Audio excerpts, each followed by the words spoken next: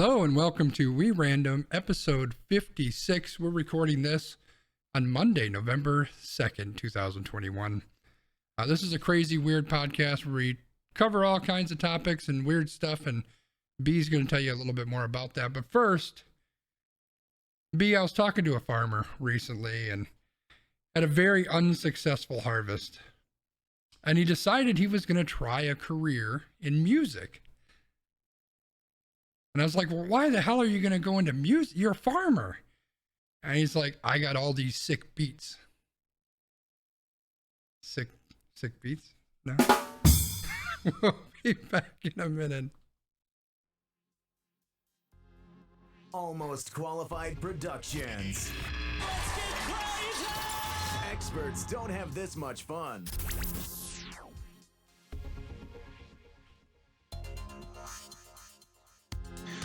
Welcome to We Random, episode 56 on Tuesday. Thanks, B. It's me, I'm Brian. That's Christopher, living in Monday. We are now a time-traveling podcast, and we're going to bring you information from the DeLorean about lots of topics that we've put on our Wheel of Doom. When that wheel spins, we open our mouths, and things fall out of our mouth holes. So that's basically what that podcast is going to be about today. Have I covered it sufficiently, Christopher? It's good for me, and thank you for covering my blemish that chat was very happy to tell me I was wrong about. You know, that's kind of the society that we live in, right? I guess so. Like, that's what this whole podcast is about, too. So, you know, maybe. So, do you have any wonderful words of wisdom or artifacts of hope for our loyal listeners and viewers before we jump into our Wheel of Doom today? You know, we made it through Halloween without, anything too crazy happening. So, my house didn't get egged. So, that's a thumbs up. Did houses in your neighborhood get egged? I don't think so. Not that I know of. Okay. I haven't checked the Nextdoor app yet. I mean, there's a lot of things going on that Nextdoor app, but we don't need to talk about that because we have our own drama right here on this wheel. We do, and I'm spinning it. Yeah. It's not Monday, but we do need to talk about Kellogg's. What's Kellogg? Kellogg's. So we're talking about Pop-Tarts, Christopher. Do you like Pop-Tarts? I can't say that I don't like Pop-Tarts. Well, Kellogg's may be in a jam after a class action lawsuit was filed based on the alleged lack of strawberries in the company's frosted strawberry flavored Pop-Tarts. Those are my favorite Pop-Tarts too. Wow. Apparently we can't talk. Talking for 2 weeks and I can't talk anymore. So, lawsuit filed in Illinois by a woman named Anita Harris. In the complaint, Harris claims that the Kellogg's company leaders give consumers the impression that the fruit filling contains a greater relative and absolute amount of strawberries than it actually does. Harris argued that the pastries contain a significant amount of non-strawberry fruit, such as pears and apples, which only shows up on the ingredient list. There's also a claim that the company uses an artificial color dye called Red 40 to make the food appear as though it has more strawberries, which it does not. So, Christopher, do you care if your strawberry Pop-Tart isn't really made of strawberries?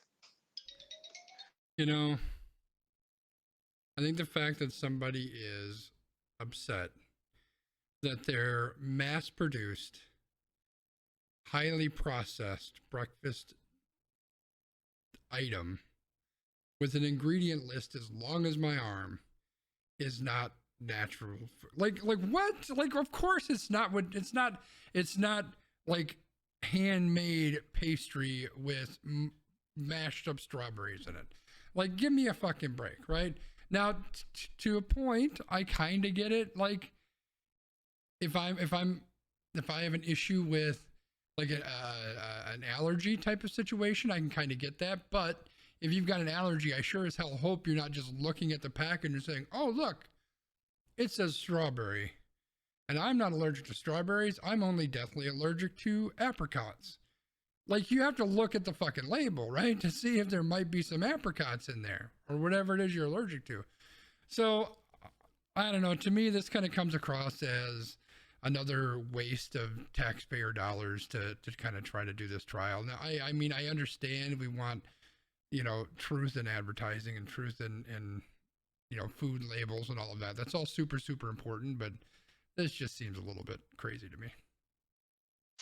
I mean, it's interesting, right? Like, and this isn't a topic on our wheel, but this kind of reminded me of that streamer story that you shared with me, like the whole like blue light Yeah. skincare thing, and like people got all mad about that, and like there are people who are like all mad about this, and I'm like, I mean, in theory, like yes, like you said, we want truth in advertising. There's some pieces to this where like, yeah, that's right. Like you have things that are all like marketed as strawberry this, grape Yeah. that. Yeah. You know what it all is? It's gelatin, Well, right? well, Like and it's they're talking about food coloring. Like everything that you get from the store has food coloring in it, like every single thing. So get out of here. I do think that both Emily and Old Man Wiggum's comments deserve sharing on the stream here. So Emily was very clear when she eats Pop Tarts. She's not eating it for the fruit content or nutritional value. She just needs the frosting, which I completely get. And Old Man Wiggum said, I want to be very clear here. This is the first I have ever heard of there being real fruit in Pop Tarts at all. And I think, that's a very good point, too. So I think we're done with the old Pop Tarts, and I'm spinning the wheel. They are kind of delicious, though. And strawberry are my favorite Pop Tarts. I mean, they are pretty delicious, though. Yeah, so we're, Facebook, don't call me Facebook. Oh, and I hope you read this one in advance because there's a lot of stuff that I put in the notes, and if you want, I can try to summarize it if it's easier. I'm up. So the TLDR is that Facebook is a giant cesspool who drives their marketing based on trying to be divisive. Period. That is what I gained from this entire story. I don't know how accurate that is, but basically what we're talking about here is there's been a lot that's come out about Facebook over the past months and days and even years, right? There was recently a person who was like the Facebook leaker or whatever they called her, where she had all this information about Facebook that she shared through the media. And then there were these other algorithms that came out which showed like, all right, this person created a random Facebook account where they called themselves a conservative, and then within like 3 days they were getting pushed like QAnon groups and like all of these other like very like fringe things based on the algorithms that Facebook uses. So like my understanding of this, and you can definitely give me your perspective, but this is kind of validating things that at least I've already assumed, which is that Facebook is like, here, we'd like to make money. And we're going to make money by riling people up and getting them upset and getting them to use our platform to complain about whatever they want to complain about. Yeah, and to be fair, as much as I hate Facebook, this isn't just a Facebook thing. YouTube does this too. Like it's the way that I kind of look at it is they kind of nudge you along, right? So if you say, hey, I'm interested in snakes, then they're going to say, hey, if you like snakes, you're really going to like this one about aggressive snakes. And if you like aggressive snakes, you're really going to like this video about snakes and eating creatures. And hey, then you're really going to like the one about snakes eating big creatures, and then snakes eating people. And then, and all of a sudden now you're watching some crazy video about people killing each other or something. Like they just kind of nudge you forward to the more controversial and aggressive types of things because it gets people's interest, and they kind of they buy into that, whether it's because they're angry or because they want to disprove it or whatever the case may be.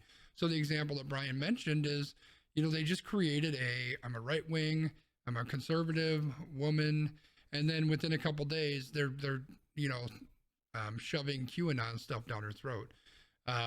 They just nudge you that way, and the reason they do that is because they want to keep you on their platform as long as possible. They never want you to leave. That's why if you're someone who goes through Facebook, you used to be able to list your news feed in chronological order. Whatever the last post was by anybody that I know, that's the one that's going to show up on top. And they buried it to the point where you can't really turn it on anymore. And if you do, they just switch it off on you because they want to pick what they want to show you. because they want you. They have enough data to know what's going to keep you there the longest. I personally use an app called Friendly. I don't even use the actual Facebook app. Friendly actually shows you the an app version of the Facebook webpage, and it is in chronological order. So fuck Facebook. I'm not dealing with your crap. And for the time being, and then eventually I'm just going to get rid of Facebook anyway. But some of the other stuff that's listed here, and this is an NBC News article, just so you're aware of, one of them is NBC News. The other one is an independent news group called popular.info, which has a lot of really good stuff. But some of the other stuff that it lists is Facebook tends to favor some right-wing politicians. Now, to be fair, this political popular.info comes across to me as a little bit more on the left-wing side of things. So take that with a grain of salt. Zuckerberg's testimony to Congress doesn't seem to align with what his company's actual research is. So he's basically just lying up there. Facebook is used for human trafficking because everybody loves some human trafficking every now and then. This is the one that really bothered me. And I don't know how much validity there is behind this, but apparently ahead of the 2020 U.S. election, Facebook built a voting information center, it's quoted, to promote factual information about how to register to vote, sign up to be a poll worker. You know, basically, this is how you can get involved. We want to help you get involved. And because so many people in this country speak Spanish, they were going to also present that in Spanish. And Zuckerberg resisted that, saying it was not, quote, politically neutral, unquote, or it could make the company appear partisan, according to people familiar with the project, blah, blah, blah, blah, blah. So basically, he's saying that if we put it out there in Spanish, we are giving an unfair advantage to the left because apparently more people who speak Spanish are going to vote that way, which they may. It seems that's probably accurate. But instead, by not doing that, what you're doing is you are purposely alienating people, which then is swinging things another direction, right? So it's just, again, we're beating a dead horse because this is all the same kind of crap that we hear about Facebook constantly. I mean, they actually went so far as to change their name, and they may claim it's because they want to be the metaverse people. No, 90% of it is because their name is fucking toxic at this point. So point is, everybody should get off Facebook. That's it. How's that be? Yeah, I was going to say, what are we going to do about it, right? Like, that's the whole thing. Like, we know that this is a cesspool, so what are we going to do about it? And that's the hard part. Like, I've been saying I want to get off Facebook for years, and I'm still there. You know, in part, this week, cheap plug, we're going to do an Extra Life 24-hour stream starting Saturday at 10 a.m. Central Time. I'm using 25 hour if you guys donate. Let's go. That's right, 25 hours if we get the donations up. Hopefully Wiggs can put that link in the chat there for you guys. But there's things like that. I'm using Facebook to help funnel people towards Extra Life because I've got a base of people on there. And so Facebook is used for that. Right now, there's still a group chat that my family uses to stay in touch with people. I tried to move them all over to Signal. Everybody moved except my parents because they're my parents. So these are the things that they're hard to let go of. And I love Facebook just because it allows me to be in people's lives without being in people's lives. Like Brian and I talk constantly, but 99% of the people that I follow on Facebook, I don't talk to hardly ever. And so the way that I keep in touch with these individuals is I see their post once a week or something that says, hey, kid lost a tooth. All right, good job, kid. Whatever the case may be. And it's kind of hard to let go of that. So, even I haven't gotten rid of Facebook just yet, but God knows we need to. I'm getting off my, not the dead horse. I'm getting off my, the thing, whatever that is, my pedestal. Soapbox. Soapbox, thank you. Yeah, I agree with you. Like, that's the whole thing. Like, I always think about it as, like, as much as we don't like it, like, we're still on there, like, looking at stuff and, this brew pub posted a photo and blah, blah, blah, blah, blah, Yeah. and, like, all that good stuff. So, That's why, small step is I'm moving away from Messenger. I'm pushing everyone elsewhere, and I'm using that app so they're not getting ad revenue, and they're not pushing me in the direction they want to. So at least it's a small step in the right direction. All right, let's spin it and let's get rid of Facebook. Facebook is dead forever. And instead, we're going to talk about Old man Wiggum's favorite football player. I honestly kind of wanted this to be Truth Social, but it's not. Truth Social.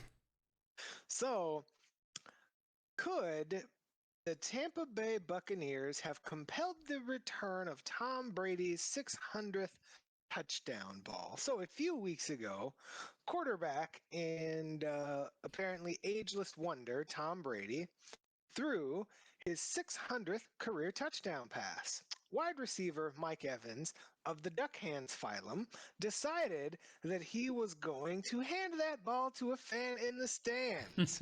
Now, the organization was able to convince the fan to give the ball back, and in return, Tom Brady has agreed to help the fan out, giving him some stuff and even offering to get him 1 Bitcoin. Now, the internet was ablaze saying, I wouldn't have given back that ball. That ball's mine.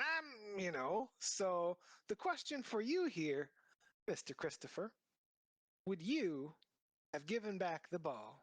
And if so, what would it have taken for you to give it back? Well, first of all, I don't give two shits about Tom Brady, if we're being honest. More on that later. But, you know, I've seen a lot of this go back and forth over the course of the last couple of weeks. And my initial thought is, and not even my initial thought, my thought right now is probably the appropriate thing to do is to give the ball, right? For Tom Brady to have that ball. That's the appropriate thing. That said, if I'm holding $500,000 in my hand, am I going to give it away for a couple signed fucking autographs on a jersey and maybe a football ticket or two? It's awful hard to do that. I mean, the guy who handed it over apparently is okay with that. Would I feel differently if it was an Aaron Rodgers, 600 touchdown ball? Maybe. But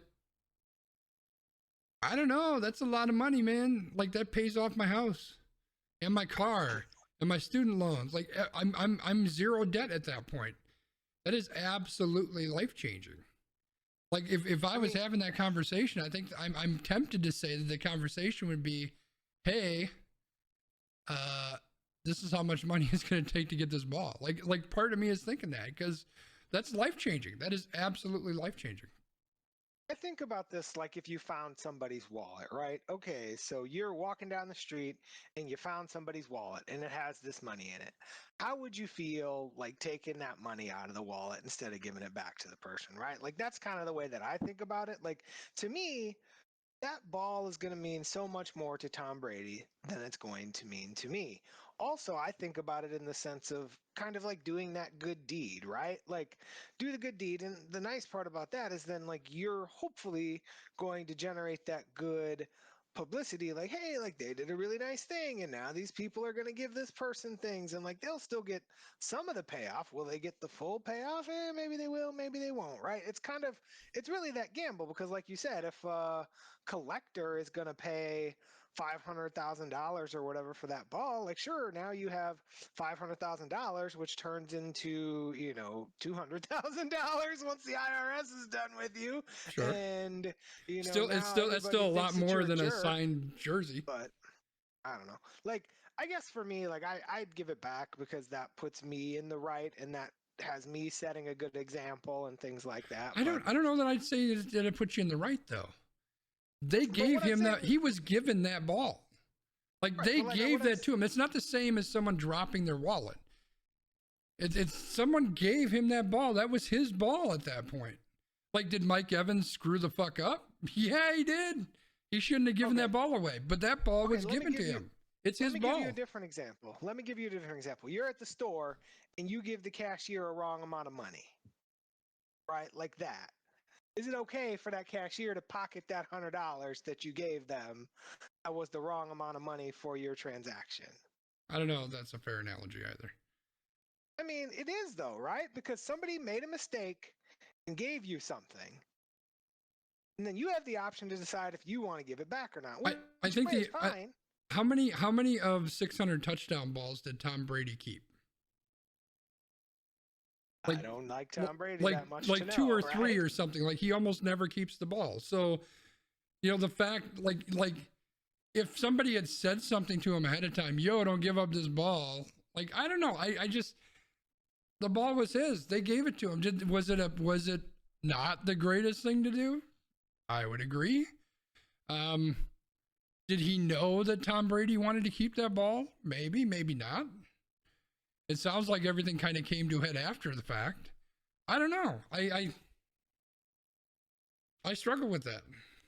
It's my morally, I would say, yeah, you know what, give the guy the ball and let him do his thing. But on the flip side, I completely understand where people are coming from, saying that's like giving up a lottery ticket. Yeah, like I said, I'm not telling those people that they're wrong or that they're bad. I'm just saying, for me, like, this is what I would do for me. Yeah, I'd probably do the same thing, and then I'd hate myself. I'm spinning the wheel. Fucking Tom Brady. B, let's talk about Marty. Oh boy. So we are going to take that DeLorean that we have and we are going to use it to talk about former Packer Martellus Bennett. So you may not remember Martellus Bennett because he was a Packer for approximately, 6 weeks or whatever. If that. But he says that he received death threats and other hateful messages from Green Bay Packers fans after protesting the national anthem in 2017, something that he claims was tied to his release from the team. Bennett was released in November of 2017 for failure to disclose a physical condition, but claims that that was the team's loophole to get rid of him. He says that the Packers head of security even told him, quote, Wisconsin isn't the place for protesting, and offered him alternative ways to protest, claiming that his choice to protest is what is going to lead to him being released. So, this is a situation where I say, why not both? And I say that because did he get released because he failed to disclose this thing? Probably. Is Wisconsin a place where protesting is looked down upon? Abso-fucking-lutely. Have you seen this fucking state? I mean, like, have you seen Ron Johnson and all these other dudes? Like, Ron Johnson somehow has me on his email list, and I get an email like 3 times a month. This is the biggest catastrophe ever. And it's like, because, Joe Biden fell asleep at a conference. Yeah. Anyway, so I say, why not both? What do you say, Christopher? Well, my first question is, why is this coming up 7 years after the fact? Like, why didn't this happen? Why didn't you talk about this when it happened? Like that's weird to me. Would I be surprised if that was the case? Absolutely not. Let's be honest. The NFL itself was against people protesting and taking a knee. Every team was against people protesting and taking a knee. Hell, half the players were against it. Even black players, even players who believed in this. When the Packers decided to finally do their statement, what did they do? They didn't kneel down as a team. They stood and held hands. Like, even when everybody admitted that this is the right thing to do, they still wouldn't do it because they were afraid of the ramifications. Or they stayed in the locker room. Or they stayed in the locker. Yeah. So, like, it would not surprise me. Like, I guarantee that there were people throwing a fit about it in this fucking state. This state that is, I'm sorry, but we got the most rednecks north of the Mason-Dixon line. And it's ridiculous, but I guarantee people were throwing a goddamn fit about it. Guaranteed. Again, I think it comes across a little sketchy that it's coming out now. I mean, you could argue that maybe he didn't feel comfortable about saying anything.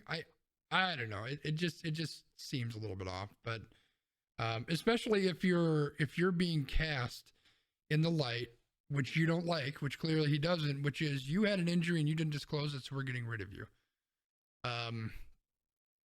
Why not say something? Like, why not say something? I don't know. We all knew something was fishy when it happened to begin with, right? Because the guy just all of a sudden wasn't playing anymore, and then he just got cut. Like, this big free agent signing that we had. So, I don't know. The whole thing just seems kind of weird. Yeah, I agree. And it's just, it's kind of a example of sports plus like Wisconsin political culture. And like, I don't even want to call it political culture because it's like the literal culture of the state, right? It's Yeah. like the people who are like, oh, Milwaukee is the big, bad, scary area. Like, you can't go there. And, I don't know. It's just, it is what it is. Yeah. Yeah. I don't know. The whole thing seems kind of weird to me. Why did he come out with this? Was this just I well, don't know. it's a Like, it was Fox News probably article, first of him. all. So It was probably like, here's his way to get people to talk about him, and get relevant again or something. maybe. Yeah, like I don't even know why. Oh, he posted a number of tweets. That's what it was. So Of course he did. something caused him to start tweeting about it for some reason. I don't know. Whatever. We're moving on, just like the Packers moved on. See you later, Marty. What the hell is Truth Social? You mentioned this earlier. I don't even know what the hell it is. Did I read So about Truth this? Social is where all of your friends and family will go from Facebook. And that is because friend of the show, our favorite person, Donald Trump, is back with an upcoming social media platform called Truth Social. Expected to roll out in February of 2022, Truth Social was created to, quote, stand up to the tyranny of big tech. Despite advertising itself as a platform that will give a voice to all, according to a press release, Truth Social's terms of service state that users may not, quote, disparage, tarnish, or otherwise harm, in our opinion, us and or the site. So, in other words, user who criticizes Trump or this site can be kicked off of the platform. So, you know how Facebook is kicking off all the like people who were saying bad things? This is where they'll go. Yeah, And then they yeah. won't get kicked off because they won't say bad things. Right. As long as you're speaking the Donald Trump truth, then you're fine. Like Right. talk about an And echo chamber. Like we all live in an echo chamber to some degree. This motherfucker's building his own echo chamber. Like, come on, man. I mean, this is the thing though, right? Like we live in a society, people want to be surrounded by people that are like-minded by them, where they're not exposed to Yeah. other opinions and other trains of thoughts and other things. So like this, again, like you're going to get people who go there because, have you seen Twitter? Who probably try to do this stuff, and then they're going to get kicked off the site, and then they're going to be mad. But the thing says right in the terms and conditions, if you do something to harm this site, we're kicking you off. That's Like, fine. I'm signing up day one. I'm telling you right now. And I'm going to get kicked off day one. And I'm going to wear that shit like a badge of honor. I'm going to print it out. I'm going to put it on a t-shirt. Banned off Truth Social. nice. I don't know. I don't feel like this is going to be like every other weird social app that's like, farmersonly.com and like all of the like very specific places for like a very specific demographic. So of normally people. I would agree with you, but let's not forget about the fact that like 10 months ago, these motherfuckers wide open in Facebook and on Twitter, like planned an insurrection or an attempted insurrection in the capital of the United States, for fuck's sake. And now we're going to give them their own private area to go there and to hang out and to talk about all this stuff. And nobody's going to be watching this. And the people who are in charge are the people who are leading this insurrection bullshit, or at least playing a role into it. Like this is nightmare fuel. Like this is insane. I mean, if you've been watching the kind of updates about the January 6th investigation, like you already can see that it's so deep. Like there's quotes and posts like some of the Senate members are telling these Yep. other people, like, you've got guns. Why are you not taking the House back? Like, we need you to use your guns. But of course, we're not using our guns against these people. I wonder why that is. Well, and nobody's really gotten busted for this. Like a couple of the people that showed up, right? Like a handful of them. It's just it's ridiculous. Like all of this is ridiculous. And I don't see any end to it. I hate to be the pessimistic guy all the time on here, but I guess this is just disgusting. And I'm spinning the wheel because I'm done with it. I'm moving on. Moving on, B, we're going to talk about something better, like how much we get worked to death by our corporate jobs. So are we talking about the 4-day work week then? That's what we're talking about, yeah. All right, so 4-day work week. There's a campaign underway from 4-day work week global to get more companies to sign on to try a 4-day work week. The platform is launching a 6-month coordinated trial starting in April of 2022. There are some cultural headwinds, such as taking pride in working long hours and pressure to be constantly available, that keep many rooted in the traditional 5-day week. Yet, the 4-day work week does help to draw clear boundaries between work and non-work time. Now, typically a 4-day work week looks like starting at 7 a.m. and working until 6 or 7 p.m. with some breaks included. I guess for me, I don't know if you want me to start with my thoughts on this or if you want to start with your thoughts, but I have some... No, go. So I feel like I have some contradictory thoughts about this, right? Like, I personally feel like doing those 12-hour days, like, I'm not a morning person. Like, I don't want to be up at 7 a.m., right? Like, doing a 12-hour day where I'm working 7 to 7, especially if I have to commute to my office, that seems honestly like a hellscape to me, as opposed to being able to do a 5-day work week where maybe I can start a little later and end a little later, but like it's more convenient for my life. It's more convenient for my schedule. It's more convenient for me to spread things out across the week. Like I just think about my weeks. Like there are multiple days. So right now I'm in the office 2 days a week. Like one of those days is toast because it's all meetings all day for the whole time. And it's like if I had a 4-day work week, I feel like to me that would actually be more stressful than the current 5-day work week. Yeah, and I think the key takeaway to what you just said is flexibility. That's the biggest thing is just giving people some flexibility. Like there's some jobs where flexibility doesn't necessarily exist, or flexibility has to look differently, right? Like I could probably start working at 9 or 9:30 and maybe just show up for early meet. That's not really true because people are scheduling 8 o'clock meetings all the damn time. But if it wasn't for that, you know, there wouldn't be much of a difference. I could come in at 7, I could come in at 9, and that's fine. Like I can adjust to that. You know, if you're working at McDonald's, you can't come in, you know, an hour before opening because they're not open. You can't work at that time or whatever. So the flexibility is going to look differently. Maybe the flexibility for the McDonald's individual is instead of working 5 days a week, we're going to let you work 4 and you work a couple extra hours. Or, you know, maybe we'll let you work 6 hours a day or 6 days a week because it's more important for you to have time off in the evenings than it is to have the 2 days off every week, whatever the case may be. But it's that flexibility. It's about looking at things from a different perspective. See, there's we had a topic on here a couple weeks ago that I really wanted to talk about, and we never got around to it. And I was going to make an extra time podcast about it, and I didn't get a chance. And we're in the middle of what they're calling the it's not recession. What is it? Resignation, the Great Resignation, right?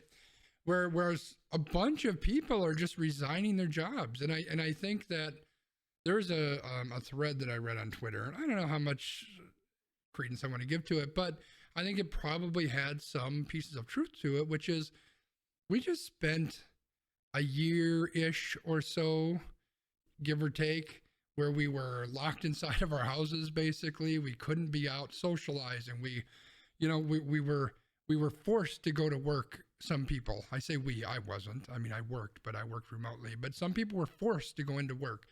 We've got people who work in frontline retail type jobs where they got to deal with these fucking Karens and Richards who just yell and scream at them for the smallest tiny little thing. And these motherfuckers are making minimum wage, which is too goddamn little to begin with. And they got to deal with these fucking assholes all the time. And so what you're doing is we're running into a whole bunch of people who are reevaluating their life because frankly, and we've had this conversation before, for a lot of people, you don't work because it's something that fulfills you. You don't work because it's something that drives you.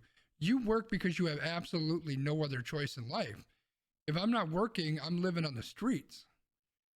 That's the thing is the system that we have in place right now is just driving people to the bone and working people to the bone in order to kind of get by. And not all of us are in that situation, right? There's probably people watching, they're listening to this podcast who are sitting in a good spot. They've got a good education or they've got a good job where they make a good amount of money and they don't have to worry about debt and they've got the flexibility.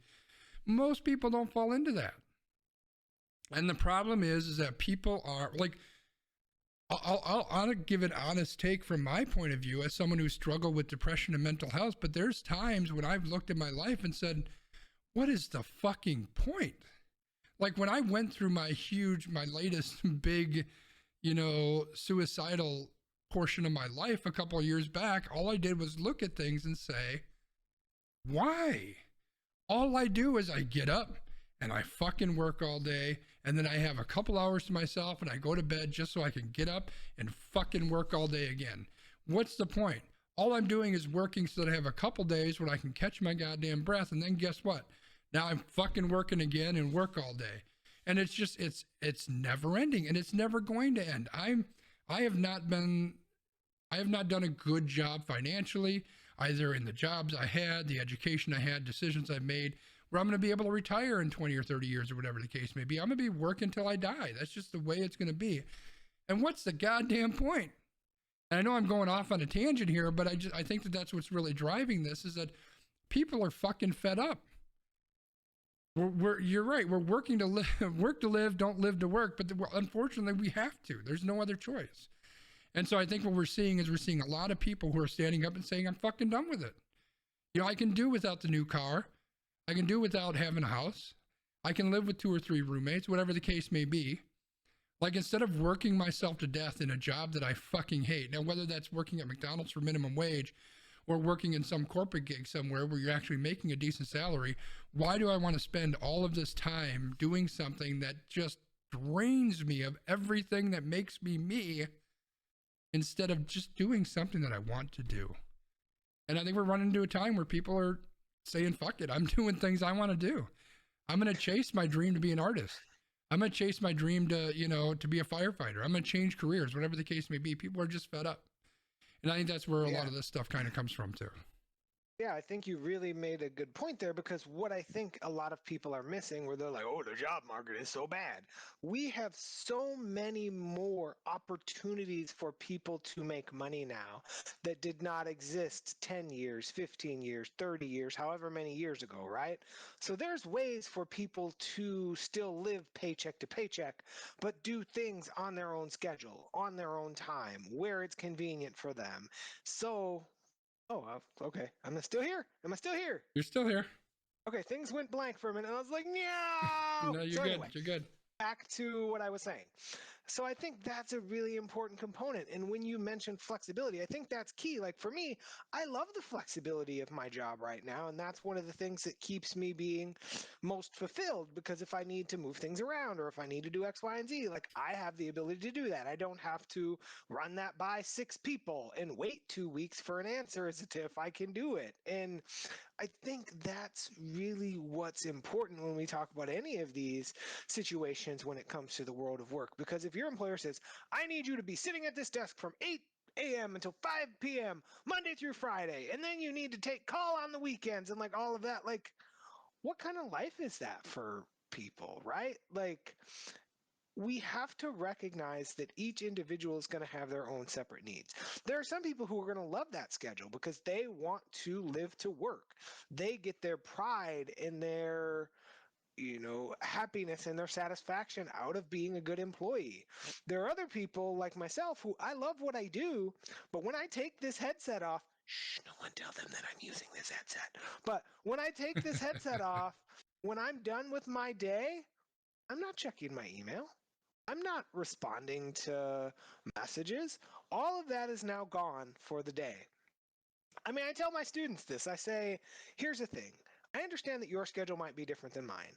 Don't hesitate to email me at 3 a.m. I will not be awake. I will not see your message. I will see it when I get back in the office, and I will respond to you. So don't worry about it. If that's your schedule, totally fine. Just know that if you Teams me or you at 3 a.m., I ain't there. Yeah. I it's just, I think we're just running into a situation where people want to break, the way that I've always described it, and I've used this to describe my company, which is getting much, much better for the record, is it's a company that's run like it's 1990s. And I think that's the case with business as a whole. Business is run like it's 1990s. And it's even worse than that. I think business is run like it's the 1950s. That's the problem, especially because minimum wage runs back pretty much that far. So we live in a new world. We live in a different world. And the problem is that it's just like politics, really. We still have all those holders on from, old ass people who are holding on to the way things were in the 60s, 70s, and 80s. And that's not the way things are anymore. That's not where people are. That's not what people want. These people who are holding on to the fact that, the way that we get people in the door to work for us is because we give them this good benefits package and we make sure that they're paid well. And no, that's not what younger people want. They want flexibility. They want to be able to work from home. They want to be able to work remote. They want to be able to go to the coffee shop and work for 2 or 3 hours and then bring their laptop back to the office. They want to be able to, be free. But people are stuck in the way things used to be. And the longer that is, the worse this is going to get. So, or it's all like, you got to do this unpaid internship to work for me. And don't get me started on that bullshit. I used to work for $6.95 an hour, and you should be glad to work for, but here's the thing. If you can drive Uber or Lyft and make more money than you would an entire bartending shift, why are you going to work that manual labor job with not ideal hours, right? Like, these are the things that people don't understand. So I think we've covered this topic to a very good level. And I think we have. I think we're starting to get a little long. So what do you say we move ourselves over to... Wait, I'm going to find it. Random rankings. I think it's a good idea. So we are moving to random rankings. Now, in full disclosure, we put this on our random rankings for the week of Halloween, but then we did not podcast on the week of Halloween. But we're going to talk about it anyway, because you know what Sconzi likes? Licorice. So talk about Halloween candy, baby, and we're going to do it using the tier maker. That's right. The tiers that we have are... what is your first gone candies? Then we have the A tier, the B tier, the last gone, straight into the trash bin, and I don't even know what this candy is. Yeah. So can I just make one initial move before we even get started? I'm moving the apple to the bottom one. And this is why. I like apples, but that shit ain't candy. That is not a Halloween candy. That is a fucking apple. So it goes to the bottom. I don't know. I can't even read this. I don't know what these are. Weren't in my neighborhood. Or we could move it straight to the trash. Let's move it straight to the trash. No, I would say let's use the I don't know what this is. All right. To be like, no one gave this out in my neighborhood. That's How fair. about that? That's fair. All right. So we're going to have to go through this one quick because there's a lot of stuff here. So, Chad, if you have any ideas or suggestions, if there's anything that you feel very strongly about, throw it out there in the chat and we'll cover that when we get to it. B, why don't you give me a couple of your first gones? You have a couple that fall up there, and then we'll discuss those. First gone, Swedish Fish. I'm not going to say first gone, but I'd be willing to go A tier. Okay, well, let's table that. How about the first gone Reese's Peanut Butter Cup? Yeah, that's for sure. How about the 100 grand? Yeah, I would say 100 grands would be in some. I would say for nostalgia purposes, I would say first gone. It's like it's never one that you get outside of Halloween, so it's always like one of my first. Okay. Cool. So what do you got for us? Give us a couple of your... Couple of my first... Like Twizzlers would go to straight to the trash for me. What else do we got here? These strawberry ones would be on the lower side. If we're going the ones that are first gone, I would also add Kit Kats. I would add Baby Ruth. I'll agree with you on Baby Ruth. Kit Kat could get knocked down. So why don't we do Kit Kat and Swedish Fish one down then? Because that covers us both. We're even. Yeah, right. We do have some from Wiggum. Starburst is the best candy ever. All tart and sour candy is first gone in my book. Suckers can go suck an egg. Okay. Do they have sixlets in here? Because those are, what the fuck is toothbrush? Get out of here. Fuck out of here with a toothbrush. Payday. Okay. I don't see the sixlets. That's the other one that's like a Halloween only thing for me, right? It's like the only time it shows up. Can we put Nerds straight in the trash? I'm okay with that. I do like Nerds occasionally, but I'm not going to argue that. Dots go straight in the trash for me. Oh, see, I would put Dots in like probably like between the B tier and the Last Gone. See, we'll fight over that. 'Cause, I mean, it's basically licorice, right? It's basically the same thing. Well, you know, there is that. I mean, there's a lot of like licorice-like candies on here because you have like Mike and Ike's and Yeah, like those would go in the trash for me. how do we feel about candy corn? Candy corn for me gets a B. Okay, I You go with that? Go there. And go with the I B. can go there. All right. What about chocolate covered raisins? Do we have chocolate covered raisins? Yeah, Raisinets. What do you think about those? Wiggum says that they're shit. They're like B tier. They're fine. How about Last Gone? Yeah, that's fine. Because I'd throw them away personally. Yeah, so I'm trying to think of the things that I would throw away from the. Like, I wouldn't throw any of. Like, maybe the suckers. Like, suckers are meh. All right. Sucker goes away. What about the ring pops? Throw those away. Yep. Goodbye. I'm fair with that. Blow pop. Throw it away. Blow pop might be like Last Gone. All right, I'm good with that. I can also do throw it away. It doesn't matter to me. So what do you mean by first gone? So first gone would be when I open my bag. That's the thing I'm grabbing to eat. All of my 100 grand are going to be gone before I eat anything else. Yeah. So funny story. We tried to get Halloween candy, and they didn't have Halloween candy, so we ended up getting Christmas candy. And I'm seeing like the Andes mints and like the junior mints. So junior mints, I would put those like E-ish tier. What is E? Like straight in the trash? I said B. Oh, B. Like, which one are you like looking at? mints? Junior mints. What's a junior mint? Basically, it's a chocolate covered mint, like a chewy mint. Like we might as well put the junior mints and the York peppermint patty in the same spot because they're basically the same thing. Is the York on here? Yeah, down the bottom row. See, I would put the York in like the A tier because Yorks are delicious. What? There's no way York deserves to be on the same line as Kit Kat. Like I'll give you B tier, but I don't think we can go more than that. You underestimate how much I don't care about Kit Kats. Well, you underestimate how much I do care about Kit Kats.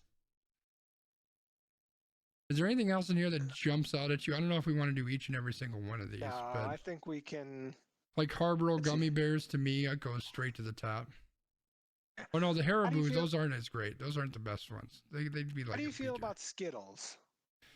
You know, I have to be in the right mood for Skittles. Like, I mean, they're good, but I rarely want to eat them. So I think for me, Skittles would be Last Gone or maybe B. What about Milk Duds? Nah, B maybe. Let's put Milk Duds in B. Milk Duds in the B. We gotta do some of these that Wiggs called out. Snickers. Wiggs said Starburst is the best Snickers? candy ever. What do we think about Starburst? I'm okay putting Starburst in first gone.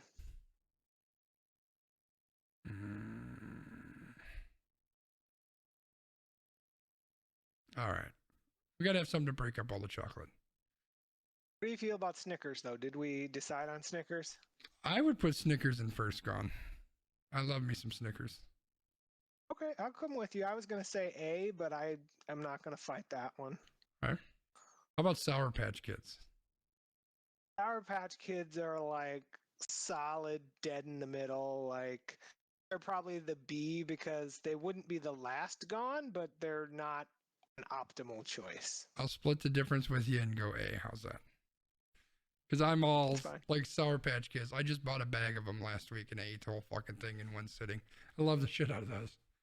Snickers is a first gone for me. Agreed. Snickers frozen, and that's the only reason they last. Oh, okay. Hershey's almond is a first gone. I don't disagree with that. Okay. Good and Plenty. Can I put that in the trash, please? Yeah. I mean, it's licorice. It is. You're right. Come on now. Like, That actually might be worse than the actual licorice, to be honest with you. oh, we got to get some. No, All right, no, we're we doing don't. that. No, we don't. Yes, we are. I'm gonna do this one because I haven't had this in forever. The Mamba. You remember the Mamba candy? Ooh, the Mambas are good. Those were my jam when I was a child. Yeah. What are Where you we putting thinking? them? A? Yeah, I can come with you. Like, I want some Mambas now, dude. What do we think of runts? What are runs? They're just, Oh, like, that's the really- fruit the fruit like the really shaped hard, one. like fruit shaped candies. I liked runs. I do Yeah, like me too. runs. Are they I on would here? I would put those like A or B, maybe, probably B, but I think I'm gonna go good A either just way. for nostalgic reasons. So 'Cause now runs always takes me back. it looks like we gotta do a couple of the last gones because we don't have a whole lot in the last gone, right? All right, so this is something that we would eat, but it's gonna be late in the day. Mamas are like generic Starburst, so I like them better than Starburst personally. Jolly Ranchers?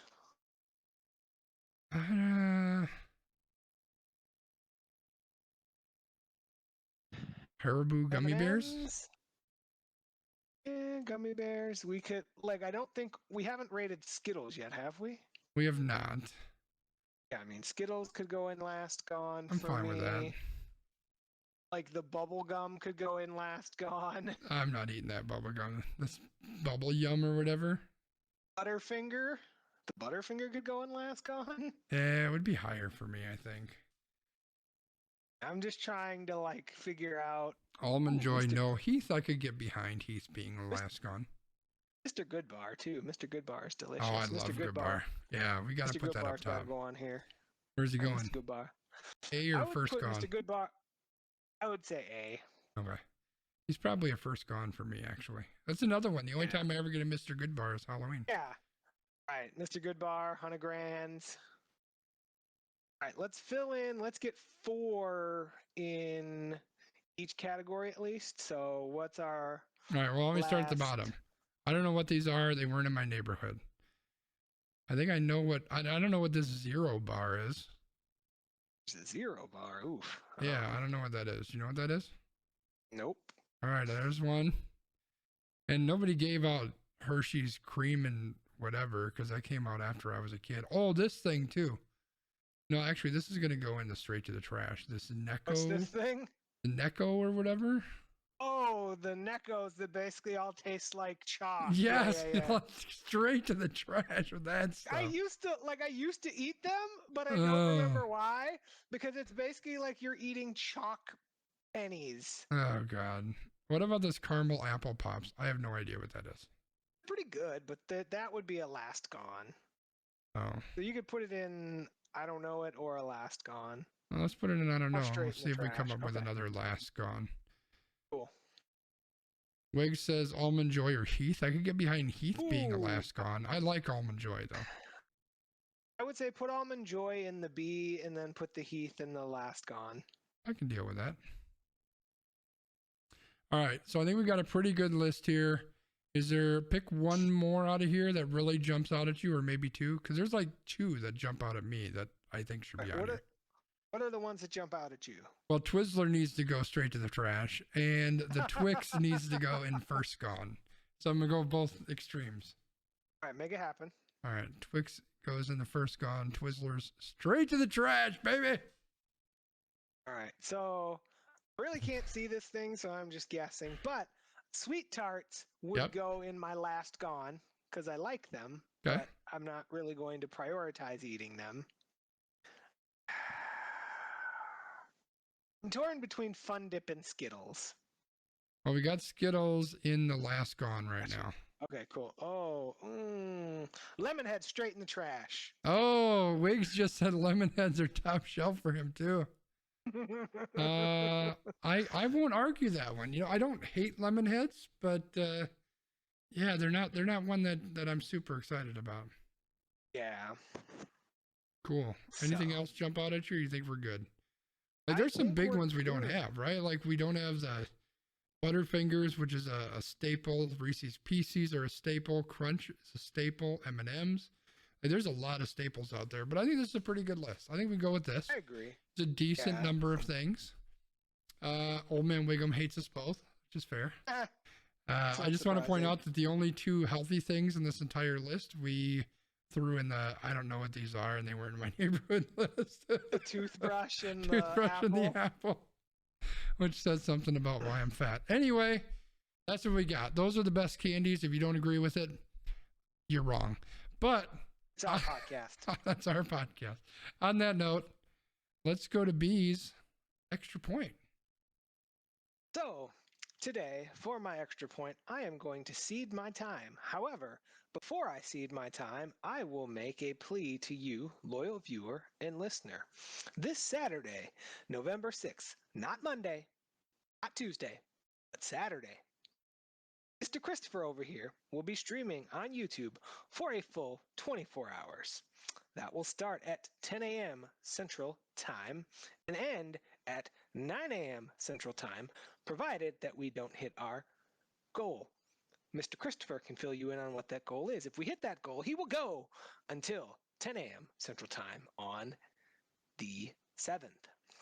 So the reason that I think this is important is because Mr. Christopher has spent a lot of time and effort and money into trying to make this an interesting event for you as a viewer or a listener, and in being able to support Children's Hospital of Wisconsin and supporting kids. So I hope that you all in some way are able to support him, whether it's by attending the event, please don't bring the Rona, I ain't got time for that shit, or by watching the stream, donating if you can. We understand everybody's in a different spot, so we're not expecting your money. We're just expecting that you hopefully are able to engage in some way and make this a fun time, because if I got to eat cottage cheese, I at least want y'all to have some fun. That's what I got. I'm ceding my time. Thanks, B.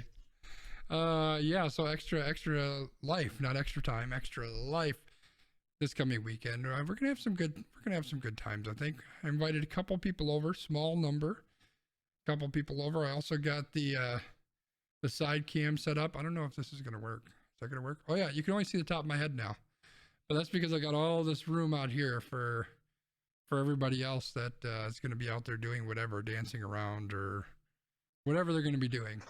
I got that all set up for that, so that's kind of cool. Oh, very nice. That is fun. I like that. That's a new addition. Yeah. So I think that'll be kind of cool. It should be a good time. And it's for a good cause. That's the main thing. We'll spend some time later this week going through some of the specifics, maybe tomorrow or Thursday, assuming that I'm feeling better, and then stream those nights, which I think fingers crossed will be okay. Anyway, so enough about that. We'll talk more about that, but that's exciting. So my extra point, I actually do have an extra point, and it is actually semi-related to extra time to some degree.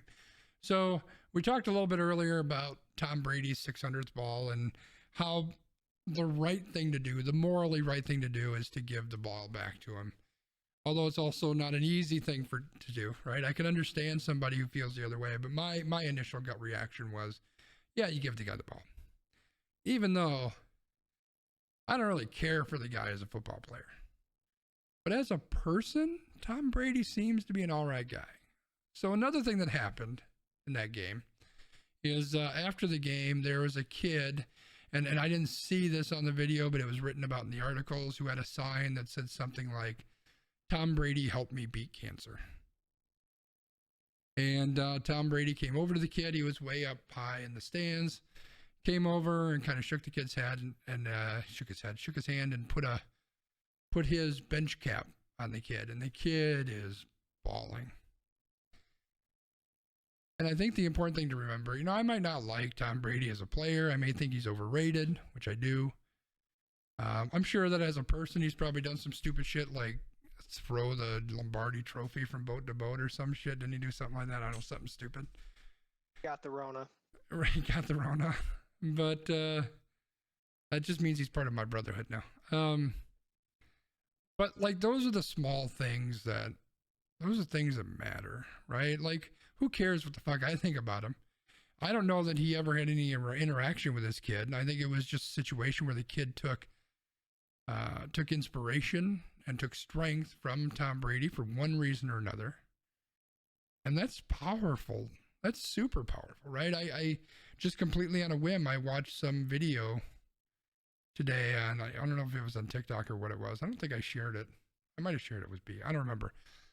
But it was a video. There's all these John Cena videos out there, right? Where like he scares people. Like the people are talking about, hey, I'm really a big fan of John Cena. And then he breaks through the wall and then they freak out, and they give each other a hug. Well, it was the reverse of that. They had John Cena there. And they showed him this video of some kid who was talking about how John Cena means so much, and his phrase is "never give up" or something like that. And when his mom was going through cancer therapy, chemotherapy, and all of that, he gave her a John Cena wristband or something that he had. And said, "Hey, John Cena said don't ever give up," and now she's in remission, et cetera, et cetera. And John Cena's getting really emotional, and then they have the little kid break through the wall. And it's this whole emotional thing, right? I don't care what anybody thinks about John Cena. I don't know anything about him. Maybe he's an asshole. But I know that he's done a lot of great things for a lot of people. He's been an inspiration for a lot of people. And I think that, a lot of times on this podcast, we talk about horrible shit and bad shit and stuff that we don't want to happen. We don't want Truth Social because it's a bunch of assholes who are going to be yelling into an echo chamber about their... I'm going to stop there. About whatever stupid stuff they believe. But there are some good people out there, or at minimum, there are some people out there doing really, really good things. And I say this a lot, and we haven't done it as much as I want to, but I want to turn this podcast around a little bit more and talk about more of that stuff, more of the stuff that really matters, because it's great that we're just sharing our opinions and talking about things that interest us and that excite us and make us, get us passionate, whether it's positive or negative, that we're passionate about. But we're also very, very passionate about being good people and making the world better in some way, shape, or form. And so I think that when we run across these types of situations, like Tom Brady, recognizing that fan and putting his hat on him, something that costs him nothing, but it absolutely changed that kid's life, guaranteed. And I think those are the things that we need to call out. We need to shine a spotlight on that as much as we possibly can. And maybe we can do some of that here. And so that's what I wanted to do tonight. That's what I got, B. You want to wrap us up? I do. Do you have the cheer sound ready? I do. Right, don't play it yet. Okay. Don't play it yet. But you can find us on Twitter. I'm Landmark MKE. That is Sconzi. You can find us AQ_PROD. Find us on YouTube, on your favorite podcast app, and anywhere that Amazon Sidewalk will take you. Now, Mr. Christopher. Yeah. You have my sound ready? I got it. Internet didn't die! We're back, baby! Have a good night, everybody. We will talk to you next time! Bye, everybody.